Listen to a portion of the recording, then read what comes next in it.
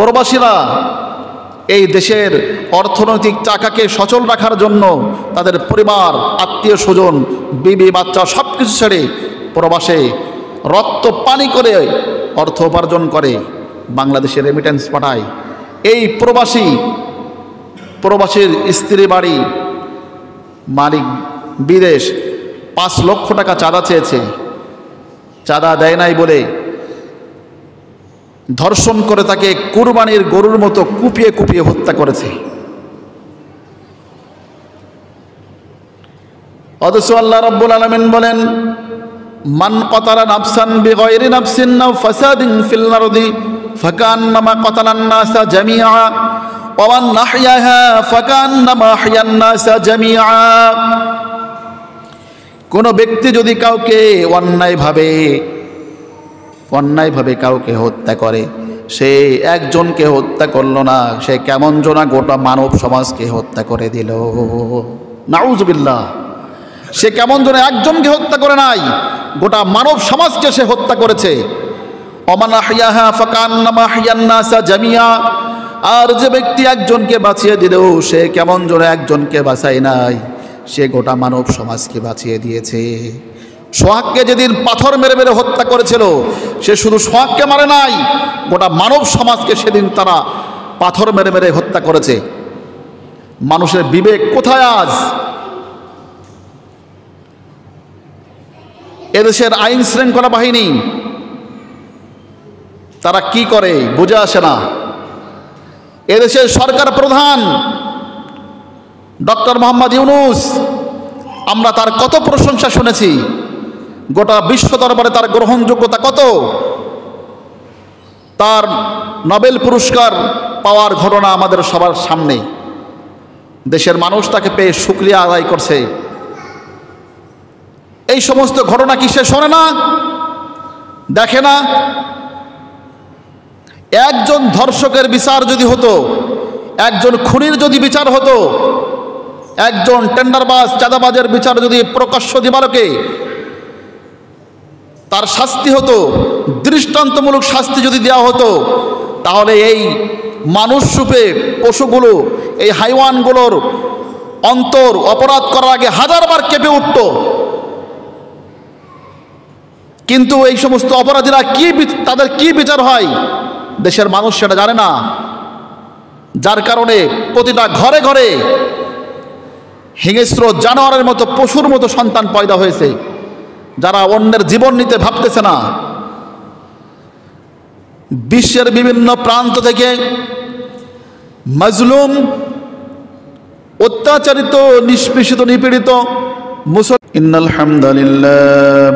ইন্নাল হামদালিল্লাহি নাহমাদুহু ওয়া নাস্তাঈনুহু ওয়া নাস্তাগফিরুহু ওয়া নু'মিনু বিহি ওয়া নাতাওয়াক্কালু আলাইহি আনফুসিনা ওয়া মিন সাইয়্যাতি আ'মালিনা মান ইয়াহদিহিল্লাহু ফালা মুদিল্লা লাহু ওয়া মান ইউদ্লিল ফালা হাদিয়া লাহু أي فلا تجد له وليا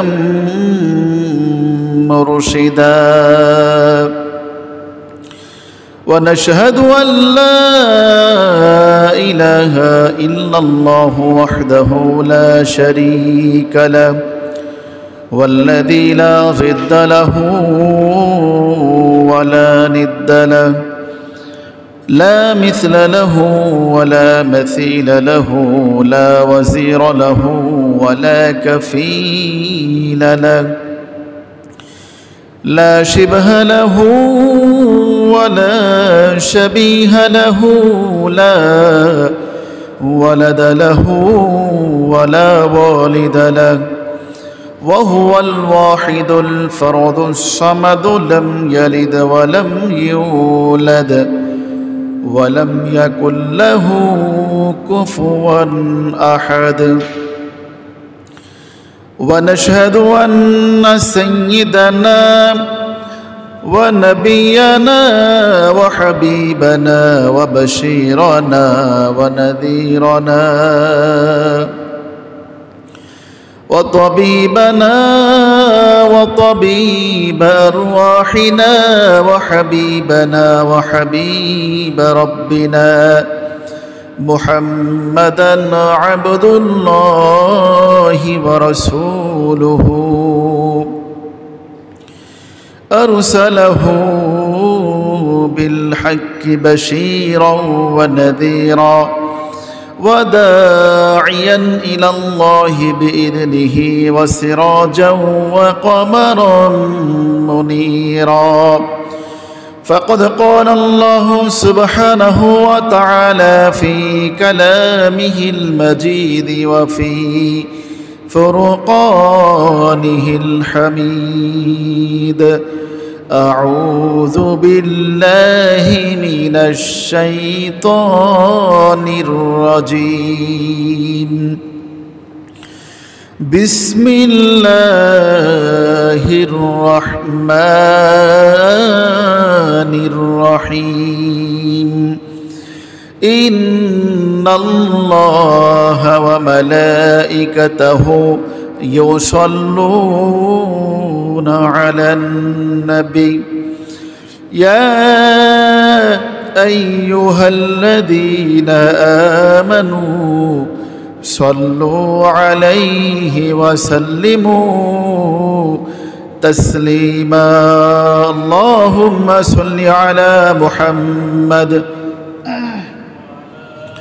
وعلى آل محمد كما صليت على إبراهيم وعلى آل إبراهيم إنك حميد مجيد اللهم بارك على محمد وعلى آل محمد كما باركت على إبراهيم وعلى آل إبراهيم إنك حميد مجيد একটু জিকির করে আল্লাহর মহব্বতে লা ইলাহা ইল্লাল্লাহ লা ইলাহা ইল্লাল্লাহ লা ইলাহা ইল্লাল্লাহ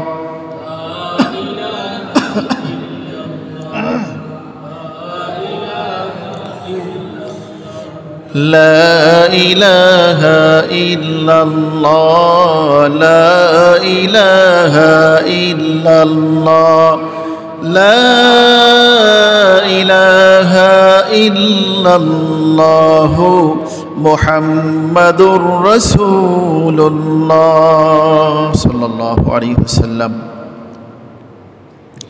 الحمد لله আল্লাহ জাল্লা শানুর দরবারে আলিশানে লক্ষ্য করে শুকরিয়া জ্ঞাপন করছি যে মহান রব্বুল ইজ্জত ওয়াল জালাল আমাদেরকে হায়াতে জিন্দিগিতে বাঁচিয়ে রেখেছেন, সুস্থ রেখেছেন এবং তার সবথেকে বড় বড় নিয়ামতগুলো দিয়ে আমাদেরকে ধন্য করেছেন। আজকের পবিত্র জুমার দিনে সালাতুল জুমা আদায়ের জন্য আমাদেরকে সুস্থ শরীরে মসজিদ আসার তৌফিক দান করছেন এবং দ্বীনি কিছু কথা বলার এবং শোনার তৌফিক দান করছেন। এই জন্য আমরা সেই রব্বে কারিমের দরবারে প্রাণ ঢালা শুকরিয়া আদায় করছি। সবাই একযোগে পড়ছি আলহামদুলিল্লাহ। লক্ষ কোটি দুরূদ ও সালাম সেই বিশ্ব মানবতার মুক্তির দিশারি সৈয়দুল কওনাইন ইমামুল মুরসালিন রহমাতাল লিল আলামিন আপনার আমার নবী প্যারা নবী জনাবে মুহাম্মদুর রাসূলুল্লাহ সাল্লাল্লাহু আলাইহি ওয়াসাল্লামের উপর। প্রিয় উপস্থিতি, আমরা সবাই সফল হতে চাই, ঠিক না? সফলতার জন্য আমরা কত কিছু করি, জীবনের সবটুকু অর্জন বিলিয়ে দিই সফল হওয়ার জন্য। তার আগে আমি আপনাদেরকে একটু নিয়ত খালেস করে নিতে চাই। আমরা এই যে নামাজ পড়তে এসেছি, বয়ান শুনতেছি, এই সব ইবাদত আমরা কার খুশির জন্য করি বলেন তো? আল্লাহর খুশির জন্য, ঠিক না? আল্লাহর সন্তুষ্টির জন্য আমরা সমস্ত বন্দেগী করি। তাই আজকের জুমার দিন আলোচনার প্রারম্ভে সেই রব্বে কারিমের কাছে তৌফিক চাচ্ছি, আল্লাহ তাআলা যেন আমার জবানে ওই সমস্ত কথাগুলো ঢেলে দেন যে কথাগুলো আমাদের জন্য ফায়দাজনক। বর্তমান প্রেক্ষাপট অনুযায়ী যে কথাগুলো আমাদের অত্যন্ত জরুরি, আল্লাহ রব্বুল আলামিনের সেই প্রার্থনা করতেছি আল্লাহ রব্বুল আলামিন সেই কথাগুলো যেন অন্তরে ঢেলে দেন এবং সেই কথাগুলো যেন আপনাদেরকে শোনার তৌফিক দান করেন, আমিন। আমরা সফল হতে চাই, ঠিক না? সফলতার জন্য মানুষ কত চেষ্টা করে, কিন্তু প্রকৃত সফলতা আপনার আমার কিসের ভিতরে? আপনি আমি যদি কোরআন থেকে জানি তাহলে আপনি আমি প্রকৃত সফলতা খুঁজে পাবো, ঠিক না? আল্লাহ রাব্বুল আলামিন কালামুল্লাহ মাজিদের ভিতরে জানিয়ে দিয়েছেন, ক্বাদ আফলাহাল মুমিনুন আল্লাযীনা হুম ফি সলাতিহিম খাশিউন। মুমিনরাই সফল কাম, যারা আল্লাহর প্রতি ঈমান এনেছে এবং খুশু খুজু সহিত নামাজ আদায় করেছে, এই ঈমানদার ব্যক্তিরাই হলো সফল কাম। কালামুল্লাহ মাজিদের ভিতরে সফলতার মানদণ্ড অনেকভাবে বর্ণনা করা হয়েছে। আল্লাহ রাব্বুল আলামিন সফলতার চূড়ান্ত মানদণ্ড বলতে যে একটি আয়াত উল্লেখ করেছেন। রব্বুল আলামিন বলেন, ফামান যুহজিহা আনিন নারি ওয়া উদখিলাল জান্নাতা ফাকাদ ফাজ ওয়া মাল হায়াতুদ দুনিয়া ইল্লা মাতাউল গুরুর। পড়েন সুবহানাল্লাহ। রব্বুল আলামিন বলেন, ফামান যুহজিহা আনিন নার, সেদিন যাকে জাহান্নাম থেকে বাঁচিয়ে দেওয়া হবে আর যাকে জান্নাতে প্রবেশ করানো হবে, এই ব্যক্তি চূড়ান্ত পর্যায়ে সফল হয়ে গেল। সফলতা অর্জন করেছে চূড়ান্ত পর্যায়ে, যাকে জাহান্নাম থেকে বাঁচিয়ে দেওয়া হবে আর যাকে জান্নাত দেওয়া হবে। ওয়ামাল হায়াতুদ দুনিয়া ইল্লা মাতাউল গুরুর, এই পার্থিব জিন্দেগি ধোকার প্রবঞ্চনা ছাড়া আর কিছুই নয়। হায়াতে জিন্দেগি এটা ধোকার প্রবঞ্চনা ছাড়া আর কিছুই নয়। ধোকার জিন্দেগি, এই হায়াতে জিন্দেগি কি বলেন তো? ধোকা। ধোকা। সর্বশ্রেণীর মানুষ ধোকার ভিতরে লিপ্ত, ধোকা খাচ্ছে, ধোকা দিচ্ছে, ধোকা খেয়ে চিরবিদায় নিয়ে চলে যাচ্ছে। এরপরে আল্লাহ রাব্বুল আলামিন অন্য আয়াতের ভিতরে বলছেন, ইন্নামাল হায়াতুদ দুনিয়া লাইবু ওয়া লাহওয়ুন ওয়া যিনাতুন ওয়া তাফাখুরুন ওয়া তাকাসুরুন ফিল আমওয়ালি ওয়াল আওলাদ।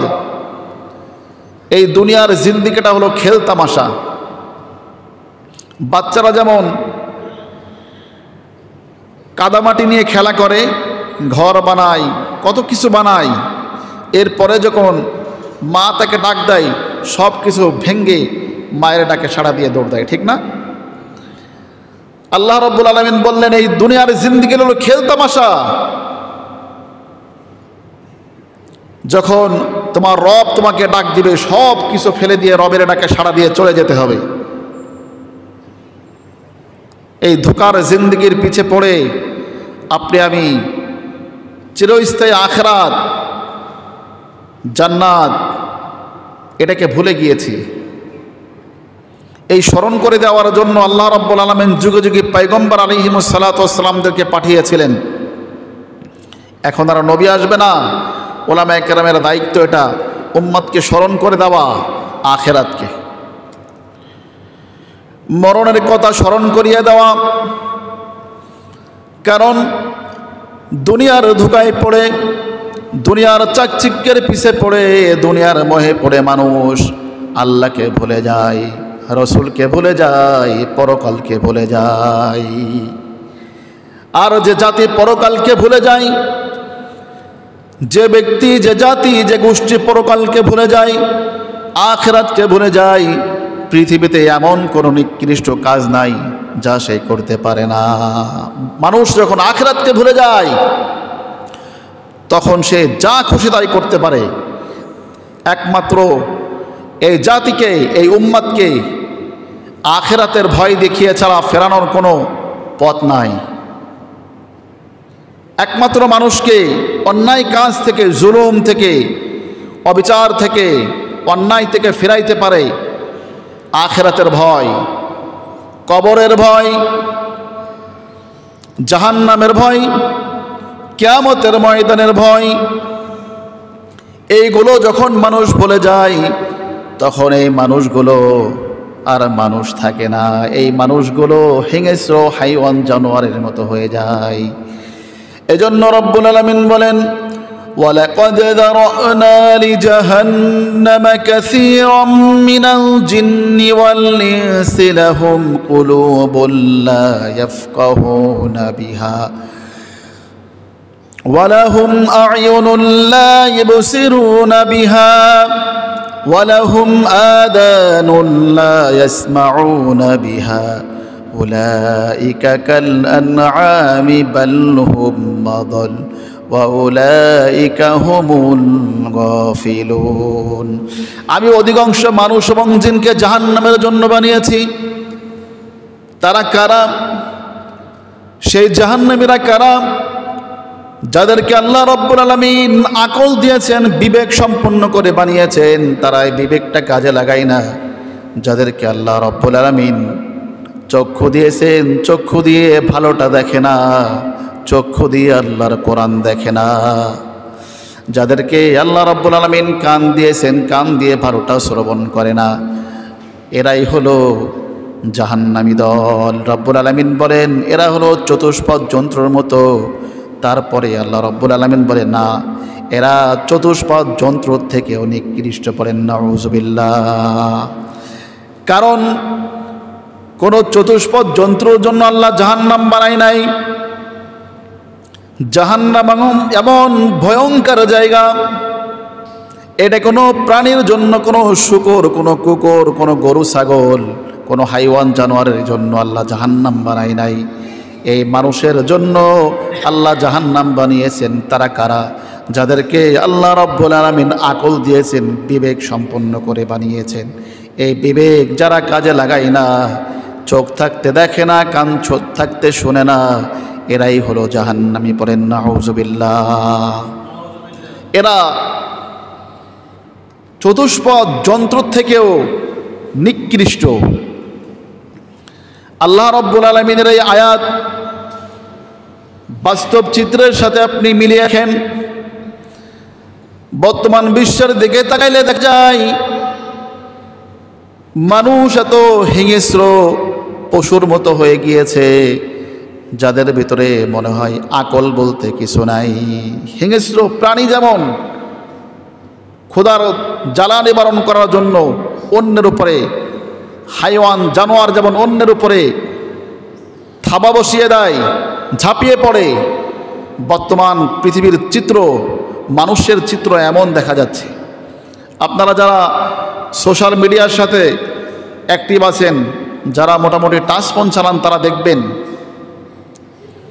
সম্পদের মোহে, দুনিয়ার সম্পদের লোভে আপন ভাইয়ের চোখ উপড়ে ফেলে দিয়েছে। দেখছেন না আপনারা এই ভিডিও? পুলিশ তাদেরকে গ্রেপ্তার করছে, মেয়ের স্বামীকে গ্রেপ্তার করছে, এখনো সবাই গ্রেপ্তার হয় নাই। এরা মুসলমান। দেখলাম যেই মুরব্বিটা আঙ্গুল দিয়ে চক্ষু খুঁচিয়ে খুঁচিয়ে আপন ভাইয়ের চক্ষু উঠাইতেছে, এই লোকটার মুখে দাঁড়িয়ে, দেখছেন? এ কেমন মুসলমান? মুসলমান তো তারাই ছিল, মুসলমান তো সাহাবা একরাম। কেমন মুসলমান হতে হবে, কেমন মানুষ হতে হবে দুনিয়ার মানুষদেরকে দেখিয়ে গিয়েছে। আল্লাহ রাব্বুল আলামিন তাদের প্রশংসায় কালামুল্লাহ মাজিদের ভিতরে বলেন, মুহাম্মাদুর রাসূলুল্লাহি ওয়াল্লাযীনা মাআহু আশিদ্দাউ আলাল কুফফারি রুহামাউ বাইনাহুম। মুহাম্মাদুর রাসূলুল্লাহ, মুহাম্মদ সাল্লাল্লাহু আলাইহি সাল্লামের সাথীরা তারা পরস্পর হলো পুষ্পকোমল হৃদয়। কাফেরদের প্রতি তারা বজ্র কঠিন। যারা আল্লাহর দুশমন, রাসূলের দুশমন, ইসলামের দুশমন, মানবতার দুশমন, এদের বিরুদ্ধে তারা বজ্র কঠিন, কিন্তু পরস্পর তারা পুষ্পকমল হৃদয়। রক্তের সম্পর্ক না, তারপরেও একে অন্যের জন্য তাদের হৃদয়ের ভিতরে ভালোবাসা এত বেশি। একে অন্যের জন্য তারা এত ভালোবাসা দেখিয়েছে, গোটা বিশ্বের মানুষ কিয়ামত পর্যন্ত সেটা স্মরণ রাখবে। কি ভালোবাসা দেখিয়েছে! গরিব কবিলার ভিতরে সাহাবায়ে কেরামের যদি কোনো খাবার বন্টনের জন্য কেউ যেত, যারা রাত্রে বেলায় খাবার সেরেছে তারা সেই খানা গ্রহণ করতো না, বলতো ভাই আমরা তো খেয়েছি, দেখেন আমার পাশের বাড়ির ভাই হয়তো না খেয়ে রয়েছে, সে হয়তো আমার থেকে কষ্টে আছে, তাদের কাছে যান। জান্নাতি মানুষ, জান্নাতি মানুষের নমুনা। এমনকি সময় অনেক সংক্ষেপ, এমনকি ইয়ারমুকের যুদ্ধের ঘটনা আপনারা জানেন সবাই। ইয়ারমুকের যুদ্ধে ক্ষত বিক্ষত হৃদয় নিয়ে পড়ে আছে সাহাবায়ে কেরাম। পানির জন্য জীবনটা বের হয়ে যায়, পানির জন্য চিৎকার দিয়েছে, একটু যদি পানি হতো জীবনটা বেঁচে যেত। পানি, এত লোক বাড়ানোর শক্তি নাই শরীরে, পানি পানি। একজনের কাছে একজন পানি দিছে, পানি যখন খেতে যাবে এমন সময় পাশ থেকে একজন ভাই পানির দিকে তাকিয়ে বসে, পানি, একটু পানি হলে বেঁচে যেতাম। নিজের জীবনটা বের হয়ে যায়।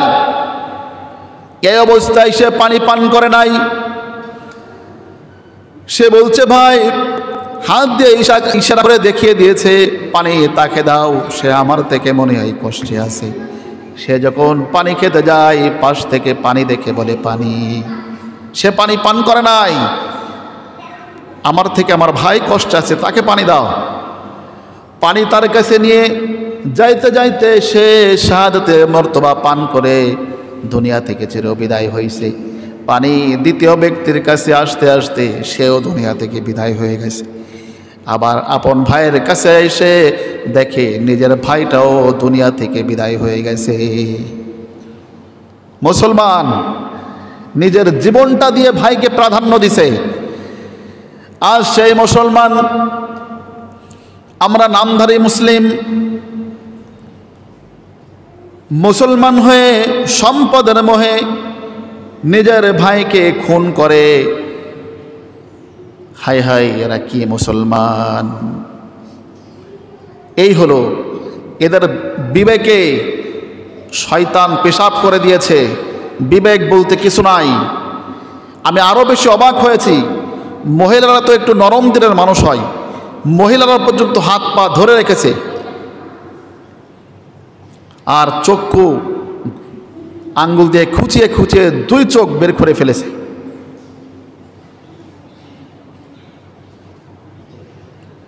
এরপরে দেশের বিভিন্ন চিত্র, এই সমস্ত চিত্র আমরা দেখতেছি কারণ এরা আখিরাতের স্মরণ নাই। কয়েকজন মিলে ধরে জীবিত মানুষ, পাটাকে, জীবন্ত মানুষ পাটাকে দুই কোপ দিয়ে আলাদা করে ফেলছে শরীর থেকে। দেখছেন না আপনারা এই ভিডিও? তার ছটপট করা দেখলে এরা কোন মানুষ? আমরা আইয়ামে জাহিলিয়ার কথা শুনেছি, ওই জামানার মানুষের মতো খারাপ মানুষ আর পৃথিবীতে আসবে না।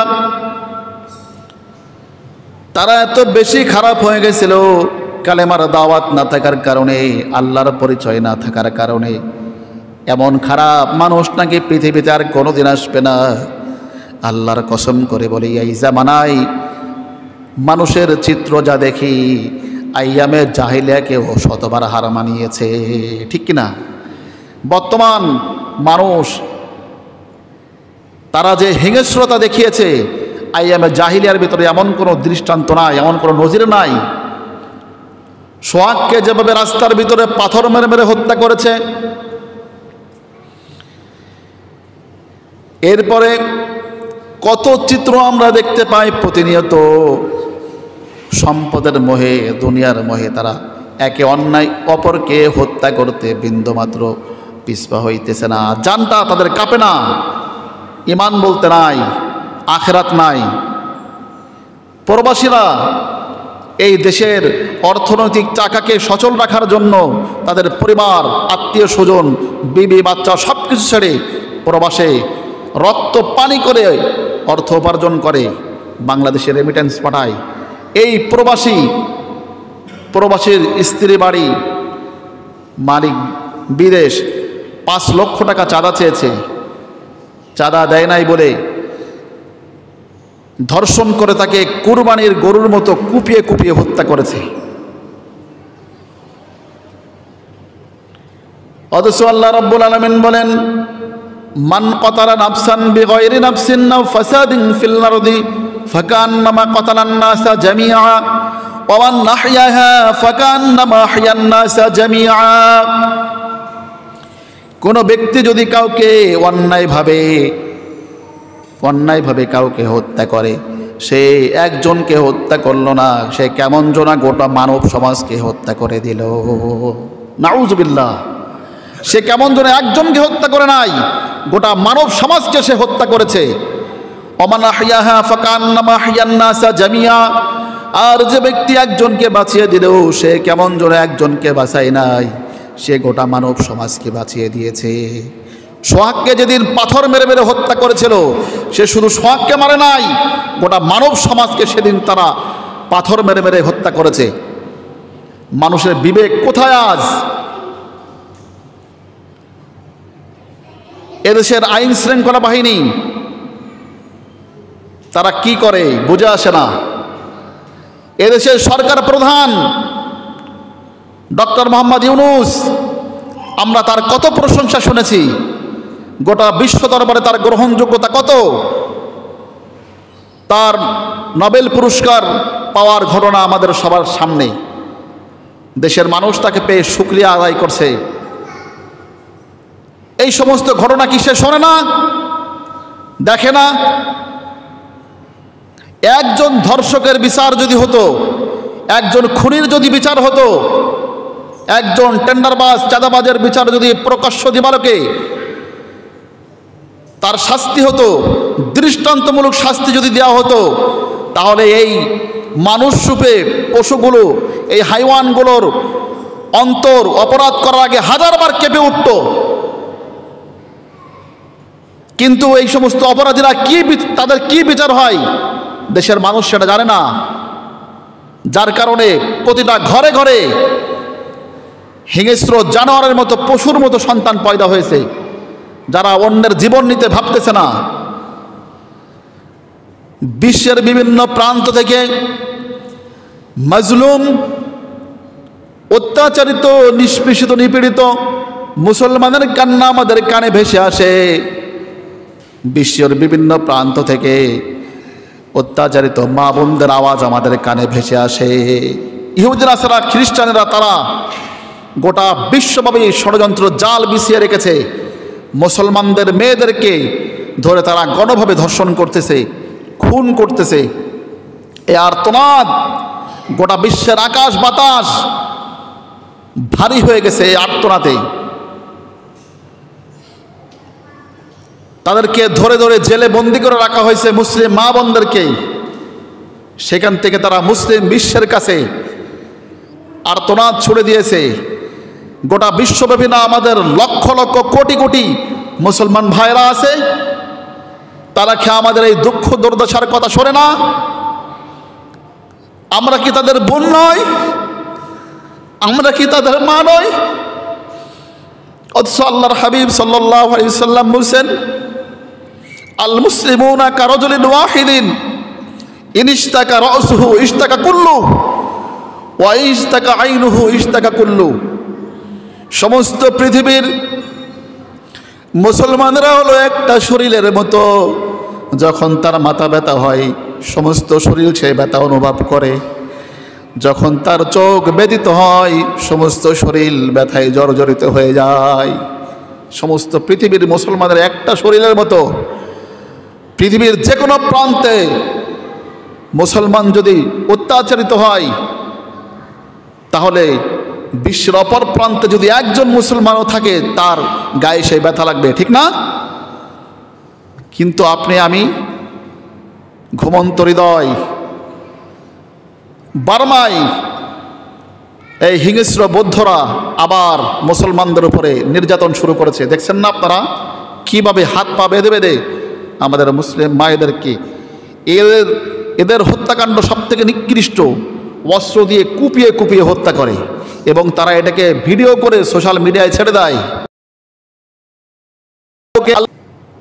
অথচ আপনি আমি কালামুল্লাহ মাজিদ দ্বারা স্বীকৃত শ্রেষ্ঠ উম্মাত। রব্বুল আলামিন বলেন, তোমরাই শ্রেষ্ঠ উম্মাত, শ্রেষ্ঠ জাতি, তোমাদেরকে বাহির করা হয়েছে, মানুষদেরকে তোমরা সৎ কাজের আদেশ করবা আর অসৎ কাজ থেকে মানুষদেরকে ফিরিয়ে রাখবা।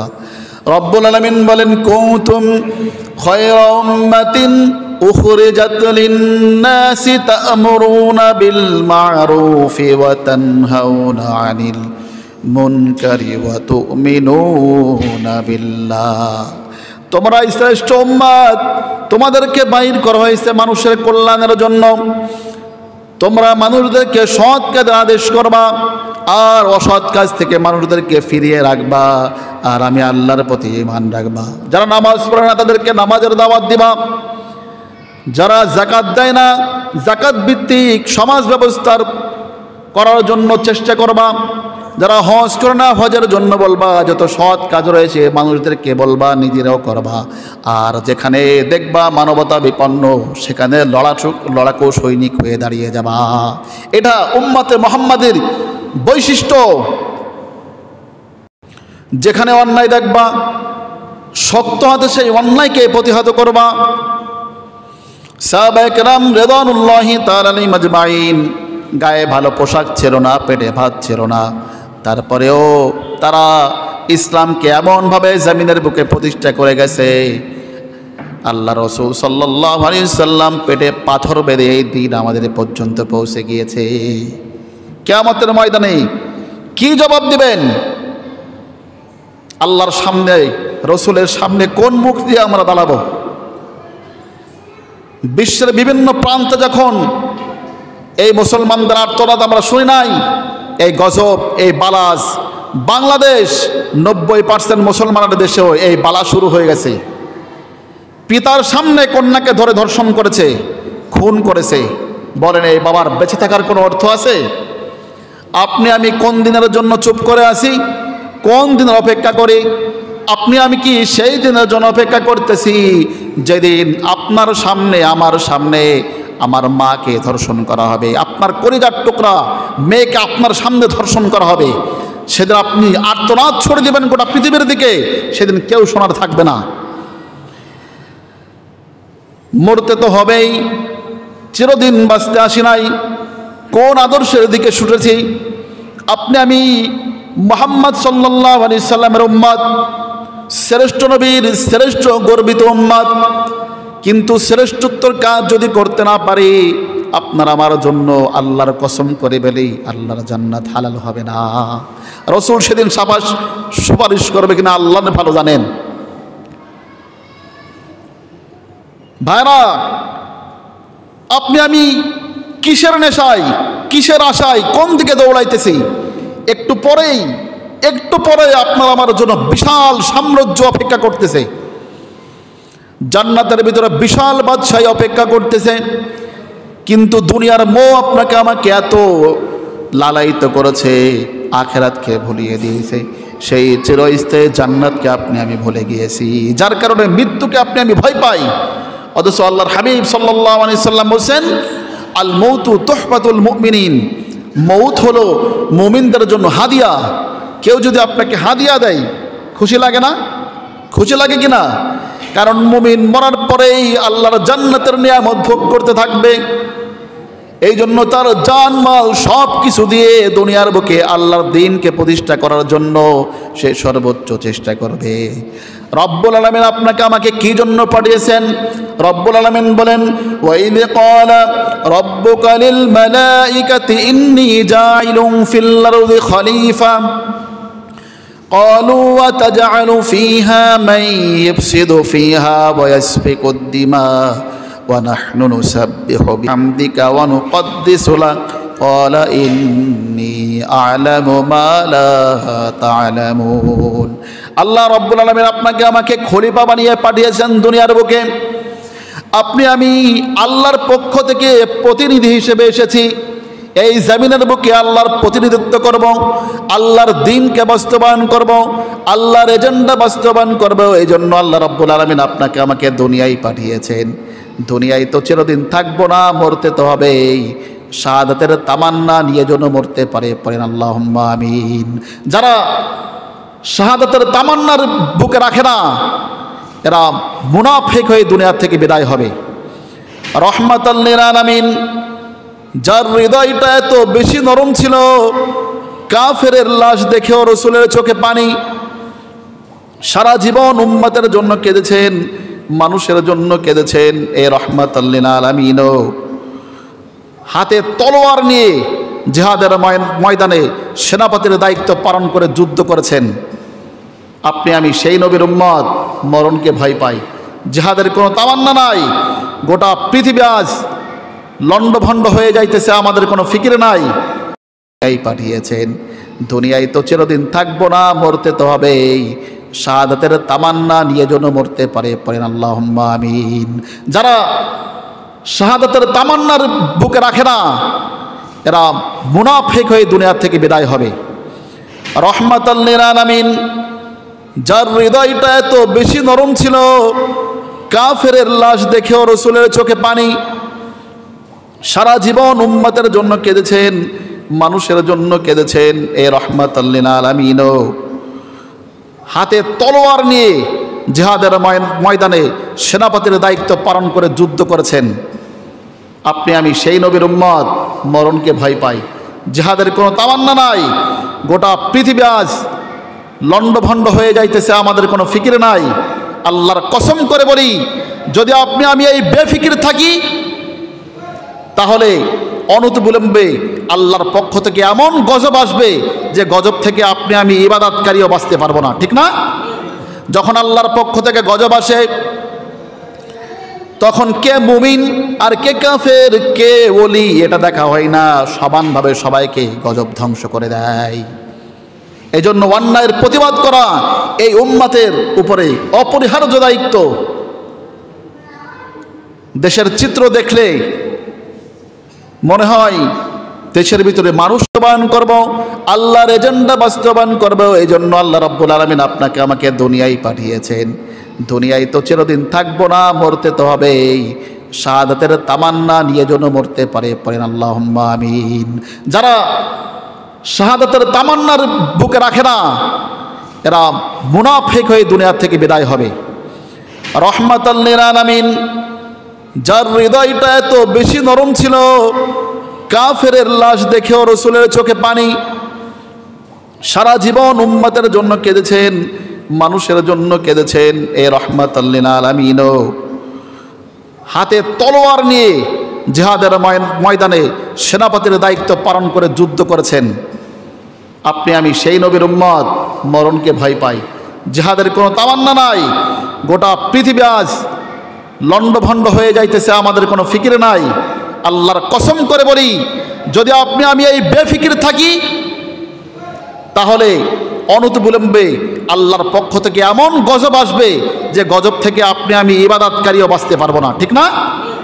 যখন আল্লাহর পক্ষ থেকে গজব আসে, তখন কে মুমিন আর কে কাফের, কে ওলি, এটা দেখা হয় না। সমানভাবে সবাইকে গজব ধ্বংস করে দেয়। এই জন্য অন্যায়ের প্রতিবাদ করা এই উম্মতের উপরে অপরিহার্য দায়িত্ব। দেশের চিত্র দেখলে মনে হয় দেশের ভিতরে মানুষ নাই। কত বুদ্ধিজীবী, কত বড় বড় পর্যায়ের মানুষ, কিন্তু সামান্য একটা ভ্যান গাড়ির জন্য জীবন নিয়ে নিতে হবে। যশোরে হত্যাকাণ্ড আপনারা দেখছেন, সামান্য একটা ভ্যান গাড়ি, পুরো পরিবারের আয়ের উৎস এই ছেলে, এই ভ্যানের উপরে পুরো পরিবার চলে। তোদের যদি ভ্যান গাড়ি নেওয়ার ইচ্ছা থাকে নিয়ে নে, খুন করতে হবে। ভ্যান গাড়িটা নেওয়ার জন্য তাকে খুন করে ধান ক্ষেতের ভিতরে ফেলে রেখে গেছে। সেদিন আমি একটা সিসি ভিডিও ফুটেজ দেখলাম, সিসি ক্যামেরার ফুটেজ। দুইজন রিকশায় করে এসেছে, এসে একটা গলির ভিতরে নিয়ে গেছে রিক্সাওয়ালাকে। সারাদিন ক্লান্ত শ্রান্ত দেহ, রিক্সা যারা পায়ে চালায় কত কষ্ট হয়। রিক্সাওয়ালাকে একটা জায়গার কথা বলছে, সে বেচারা সেখানে নিয়ে গেছে। একজন নামছে, আশেপাশে তাকিয়ে দেখে কোনো লোক আছে কিনা, আর পিছনে রিক্সার পিছে যে বসেছিল সে তাকে ধরছে, ধরে জবাই করে ফেলছে। রিক্সার পারে বসে জবাই করে রিক্সার থেকে ফেলে দিয়ে রিক্সা টাকা নিয়ে চলে গেল। একটা মানুষের জীবন একটা রিক্সার দামের থেকেও কম। একটা মানুষের জীবন কি রিক্সার দামের থেকে কম? বলেন, সে কি শুধুমাত্র ওই রিক্সাওয়ালাকে হত্যা করেছে? সে আপনাকে আমাকে গোটা মানব সমাজকে হত্যা করেছে। এই মানুষ রূপে এই পশু, ওই হাইওয়ানগুলো আমাদের দেশের ভিতরে প্রতিনিয়ত পয়দা হয়েছে। সরকার প্রধান নীরব দর্শকের ভূমিকা পালন করতেছে, বোঝা আসে না। আল্লাহর কসম করে বলি, কিয়ামতের ময়দানে আল্লাহর আদালতে আসামের কাঠগড়ায় দাঁড়িয়ে প্রত্যেকটা খুনের পাই পাই জবাব দেওয়া লাগবে সরকার প্রধানকে।